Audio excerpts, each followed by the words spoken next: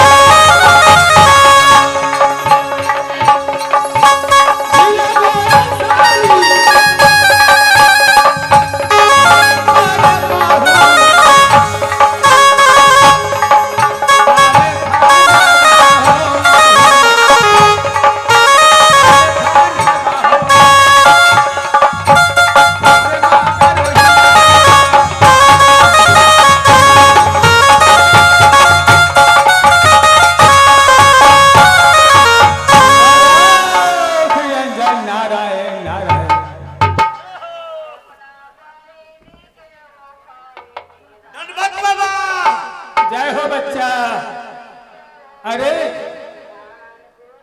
ए हमें जाना है झूनापुर शहर। ओ आपका झूनापुर शहर जाना है? हाँ। बाबा झूनापुर शहर तो यही है। अरे मालूम हुआ है? अरे पहले पहले आए हैं क्या? हाँ। अच्छा ठीक। मालूम हुआ है कि झूनापुर शहर में राजा तिलक सिंह का मकान है। हाँ हाँ यही तो मकान है। उनका घर में रानी बहुत दयालु है। हाँ जाके आसन लगा दो जी, खबर कर दो कि एक महात्मा आए हुए भिक्षा के लिए।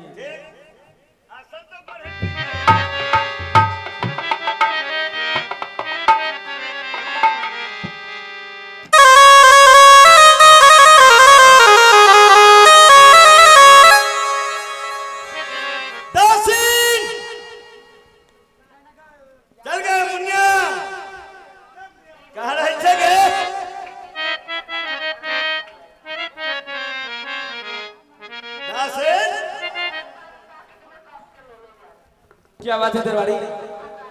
अपने दरवाजे पर एक गुदरिया बाबा आए हुए हैं भिक्षा के लिए। दर्शन चलो चले बने तो कुछ दान कर दो, वो अपने स्थान को प्रस्थान करेंगे। ठीक है चलो दरबारी।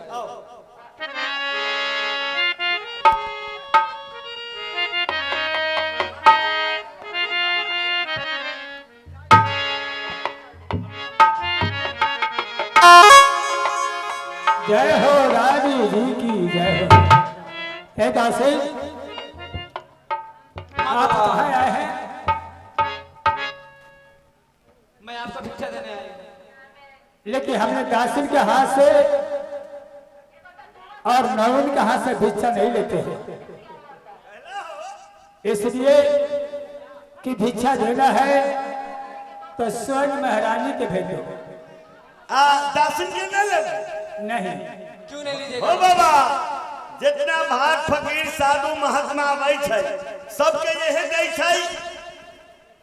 सब भिक्षा लेकर अपना अपना कुटिया पर चल जाए।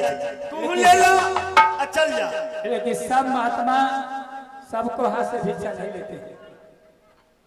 तो तू न ले बाबा नहीं लीजिएगा हमारे यहाँ से। इसलिए कि जुट्ठा कुट्ठा खाती है जी, और चित्तर में हाथ पोछती है। आगे लागल हो की है? इसका हाथ जुट्ठा है। दरबारी बहुत बोल रहा ना। अरे बाबा वही पिछाड़ी नहीं आता है पूछू ना बाबा से भिक्षा लेथिन कि ना लेथिन से हमरा से ना ना लेथिन। न लेंगे। अरे भिक्षा नहीं लेंगे तो न लेंगे। हाँ न ले तू भिक्षा तोड़ा हाथ से। जाओ महारानी के भेजो। जो जाइए दरबारी। महारानी जी,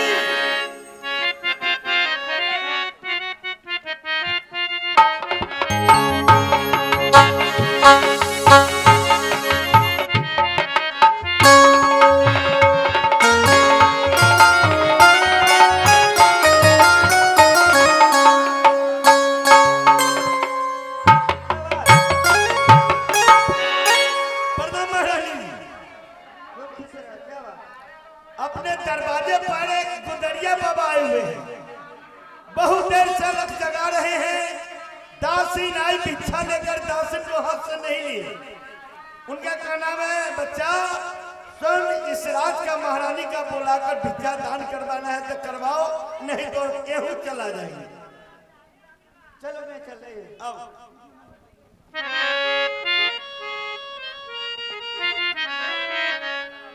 जय हो। हे महारानी, इस राज में तुम्हारे दरबार में साधु महात्मा का कदर नहीं होता है। होता है। ये 2 घंटा से गुदरिया आया हुआ है। दासीन के हाथे में भिक्षा लेकर के भेजी थी। आप जानते हैं कि सब महात्मा सबको हाथ से भिक्षा नहीं लेते हैं। ये हमारा गुरु का आदेश है कि जब तुम जाकर लेना तो छोड़ दासी नवनीत दासी से भिक्षा नहीं लेना। स्वयं जो महल का रानी होगा उन्हीं के हाथ से आपने भिक्षा लेना। ठीक है बाबा, भिक्षा लेने से पहले महात्मा जी मैं आपसे एक बात करना चाहता हूँ। क्या कहना चाहते हो?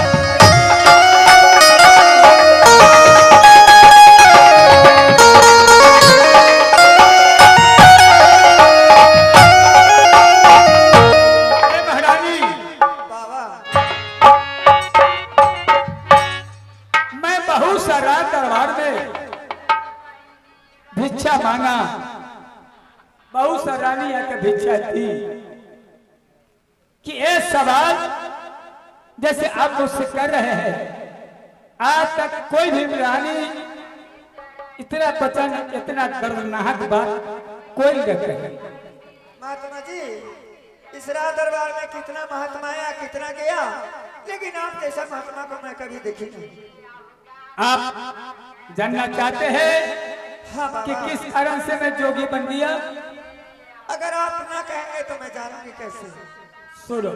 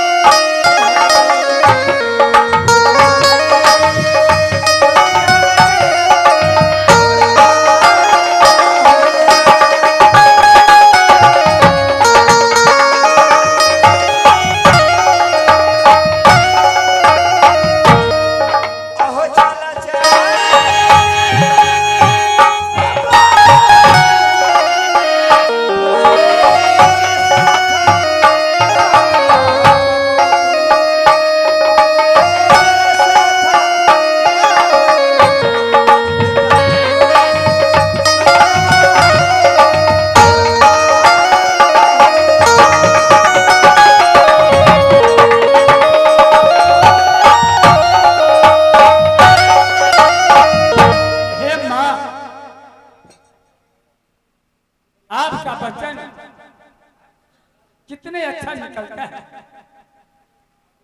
जो किसी दूसरा का बेटा को आपने अपना बेटा बनाना चाहते हैं। हाँ बाबा, लेकिन एक हमारी माँ है जो 12 बरस के बाद जोगी में दान दे दिया। बताओ, जो माँ 9 महीना अपना ओद्र में रखी, 9 महीना बाप के मुट्ठी हुई, 6 दिन नरक में बास की, 32वां दूध पिलाया, उमायाद लात के ठुकरा कर गुदरिया बना दिया। आप तो किसी दूसरा बेटा के माँ हो, आप मुझे कैसे बेटा बना सकते हैं? महात्मा जी, मैं समझूंगी कि आपने मेरा ही लड़का है, मैं अपने लड़का को समान आपको मानूंगी, मैं समझूंगी आपने मेरा ही लड़का है। आहेला वाला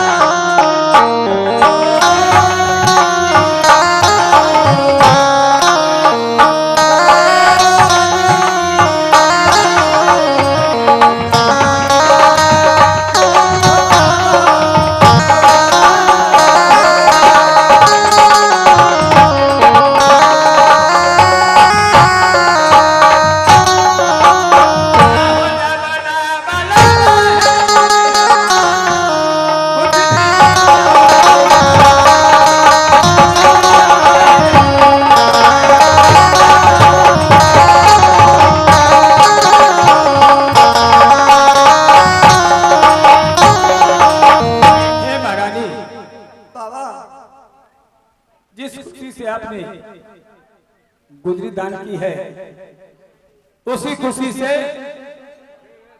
इस राज का आपने कुछ तरफ चिनासी दे दे, इसलिए कि हमारा गुरु का देश है।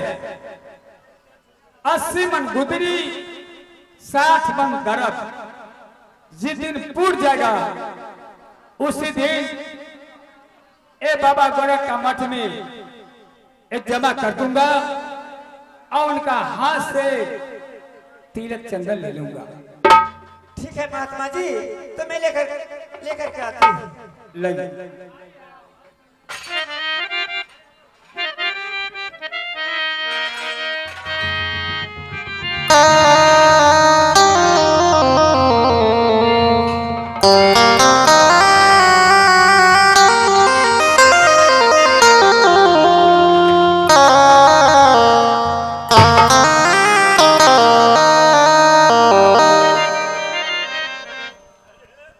बताइए।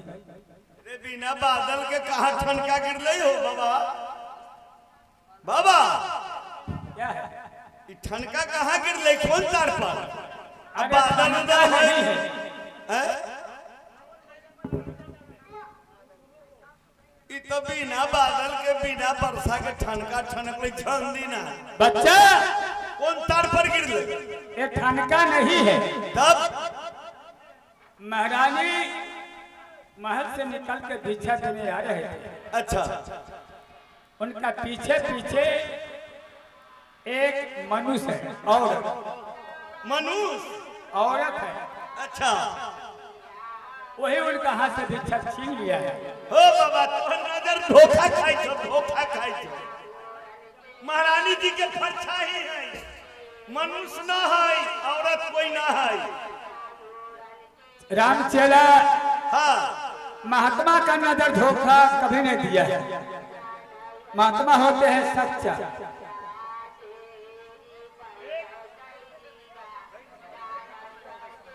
महात्मा जी, मैं आपको भिक्षा लेकर के देने जा रही थी, वो धोखा से गिर गया। मेरे पीछे कोई नहीं है, मेरे पीछे द्वारपाल है, इसके पीछे मैं रहती हूँ। ठीक है, लाइए।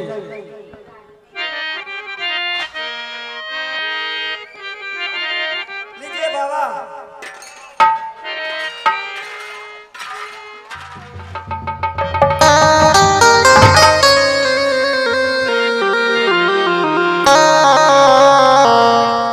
दरबारी,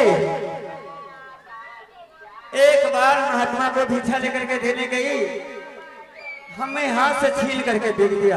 अच्छा एक बार महात्मा से मैं झूठ बोल गई, फिर डबल में वही काम किया है। अब देखो बाबा से हमरा सके झूठ बोले के पर। ए लड़की चलो आगे खड़ी हो जाओ। बाबा ए, ये देख लो। चोर पकड़ा गेले। हमरा सके झूठा न बुझ, हम बड़ा सच्चा आदमी थी। मलकिनी चोर के पकड़ लेती। चलो तुम साइड हो जाओ। महात्मा जी चलिए आप साइड हो जाइए। ए मेरी घर की बहू, ये अब अगली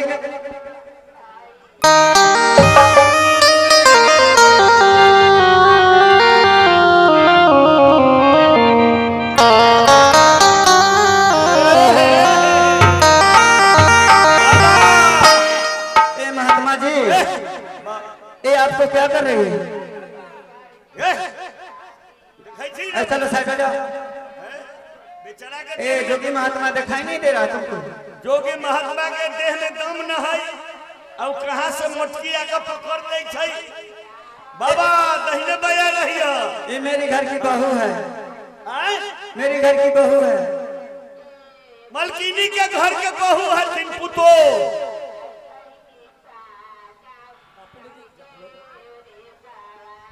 अपने के पुतो हता। हाँ मलकिनी के पुतो हथी।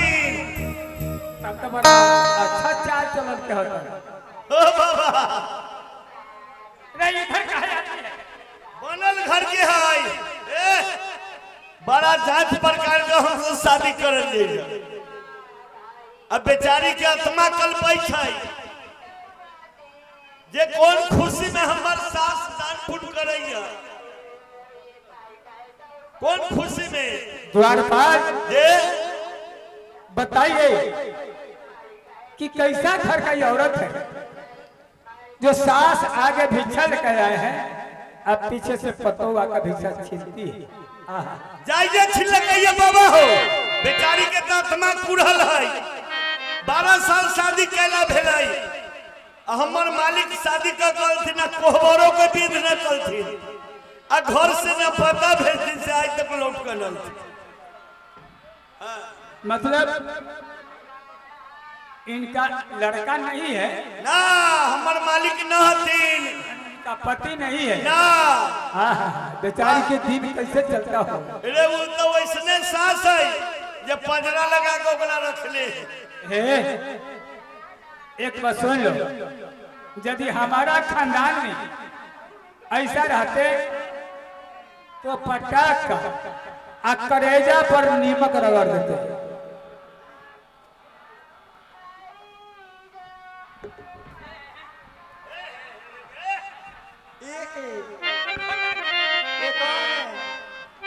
है अचीना चीना चीना है सासू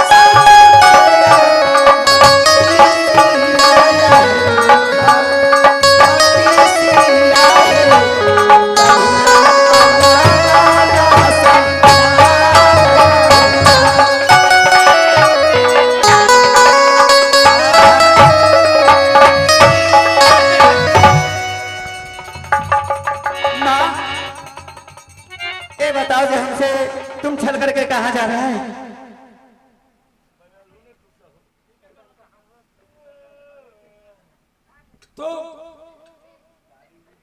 हमारी माइक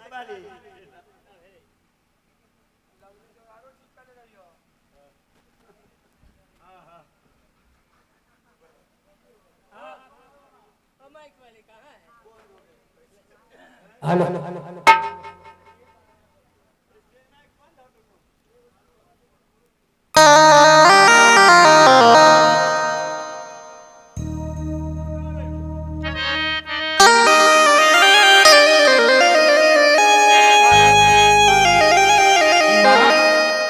हाँ बेटा बोलो। तुम जो माँ 32वां दूध पिलाया वो माँ अपने लड़का को नहीं पहचान सकती, तूने भिक्षा दे दी। जय महारानी एक दिन आई